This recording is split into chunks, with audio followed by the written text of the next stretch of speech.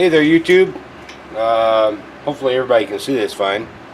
We have a couple of frame rails here, and today we're going to assemble mostly the skeleton chassis from GCM, not GMC Racing. Alright, and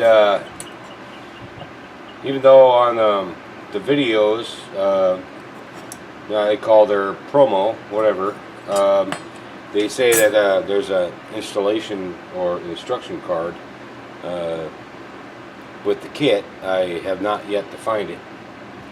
So maybe it was an old video and, you know, maybe things got missed. Who knows?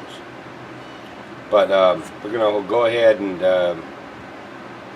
assemble most of the chassis, because with the project Post-Apocalyptic Mustang, we need to have a good solid foundation to work off of and find out, you know, where things are going to go. I don't have axles yet. I don't have shocks yet. When I get those two items, I'll have an absolute idea as far as wheelbase goes, where everything should be put. So that, and besides a regular axial transmission, what I have for this build is a AX2 by RC 4-wheel drive, rather heavy already. It's got servo on it. It's a 2-speed transmission. Not sure if I'll stick with this or not, but maybe for fitment reasons, I'll hold on to it and we'll go from there. The motor plate that's on this will come off, and the motor plate from the GCM Racing, where are you? Ah, there you are. Hopefully y'all can see that. That will take its place. Okay? So, let's begin with the rear. There's a couple of mounts right here, and here. That will for the shocks and all that. So let's go ahead and start with that. So, all right. So we got our two plates right here, and I think these here are supposed to be the screws for that. Common sense tells me that this slope right here goes back. So you sit back here. Now there's many screws to pick from, many screw holes to pick from, and what I'm gonna do right now is pick the middle of the many, I guess you could say. So let's see, flip this over as far as this back. This would be about the middle. The thing I will say is that all these holes are exact, so there's no it will kind of fit, it'll absolutely fit. At this point, I would say that's a big plus. Alright, so we have that. Just like that. Okay? There's one side. Now alright, so that's the left side. Here's the right side. Okay, so next up would be, I guess you could say, this bar for the servo mount. Yeah, we'll call it that. Alright, and on the servo mount we have since there are no real good instruction, we have several screws right here, right? And I believe they're related to that. So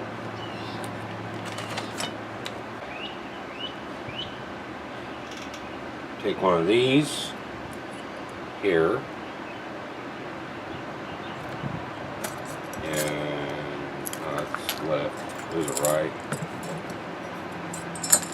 From what I remember from the video, which apparently this chassis has changed a little bit, because this here mount for the servo on Panhard, what I remember, had two mounting holes, or two mounting brackets, and looks like they went and adapted it to only one solid bracket. I'm not going to tighten all these down right now, okay? Just up to. And I'm putting them in, you can see the lower hole right here. Right? Wait, you see it? Oh wait, there it is. The lower hole. The sun's in the way again. That's another weekend. Alright, so here you are. You know, normally we would set this on a flat level surface, know where we're at, and cinch down these screws, but I'm leaving them all loose right now. So I have majority of the skeleton chassis, J2 Ultimate skeleton chassis kit put together. Really was not much to it. There were no real instructions, or there was not. But hey, that's not new to us in the RC world, right? It went together really well. Luckily, I guess for me, as I subscribed to their channel quite a while ago, and I've been watching pretty much. Well, I haven't watched all of them, but I've watched at least half of their videos. And one of the videos I've been watching lately had to do with assembling this skeleton chassis. So, having done that, made this a little easier. I could do that by memory. So, but here I have the Mustang body. I can see that I'm going to have to cut these off right here right away, because when I go to insert this, and you see it gets in the way, right? So I'm gonna end up cutting these here off, and I may end up cutting these right here off as well. I think I may just do that. There's not going to be any body pins on this car, and at this point I had entertained the thought, but at this point I'm not going to take the hood off. Okay. I had entertained that thought at one point, but we'll see how the project goes. So let me go ahead and I'm going to cut those posts off real quick, and we'll see how it all fits together. Okay, so I cut these posts off, and I guess in the process I gouged into the body a little bit too much. But I can fix that. Not a big thing. So let's just say, for fitment purposes, just to see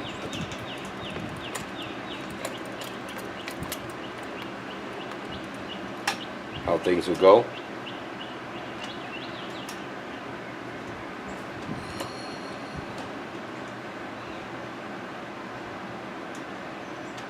I think that'll work.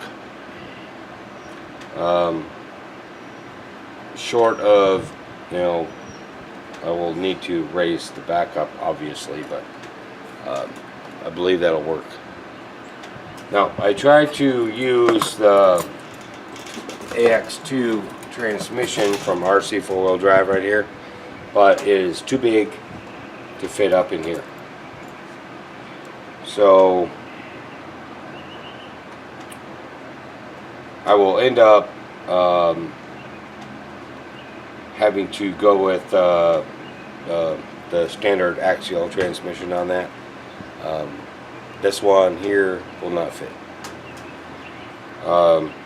It would have been great if it fit, because I already have it, but alright, so list of things I need to finish will be, at least to finish the drivetrain, will be axles, 1, shocks, 2, and the axial transmission, or axial type transmission.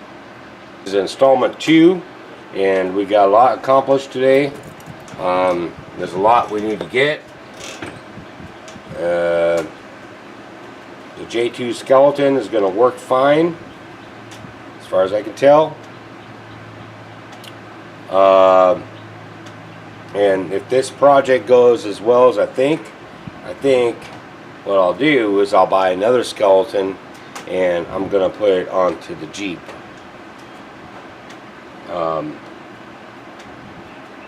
The other thought I have was, okay, so I got this and it's going to be like Wraith.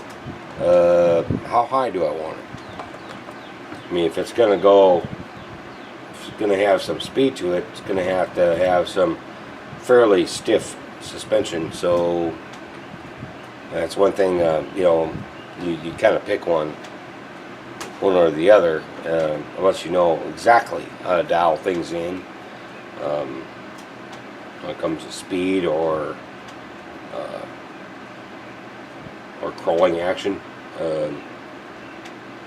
As far as the crawler goes, the Mustang body is going to have a very real good approach angle, very bad departure angle right here, meaning that the wheels are going to be really close to the front, and the body's going to stick out a whole lot farther on the back. So that can be a hang-up point. Consider that this is here just the second video on this. There's a whole lot more that could be going on. Like I need to do the roll bar in here. I need to make some bumpers. This is going to be pinless, so it's going to be bolted on completely. It seems like there's plenty of room inside here for an interior, so this will be my first car that I actually attempt an interior on.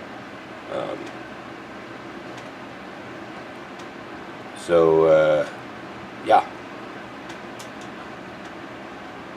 So, anyone who has a comment, a suggestion, anyone who has even attempted this before, let me know. Leave a comment. Like it if you do. Don't like it if you don't. Any kind of interaction is great. So until next time, I'll see you later.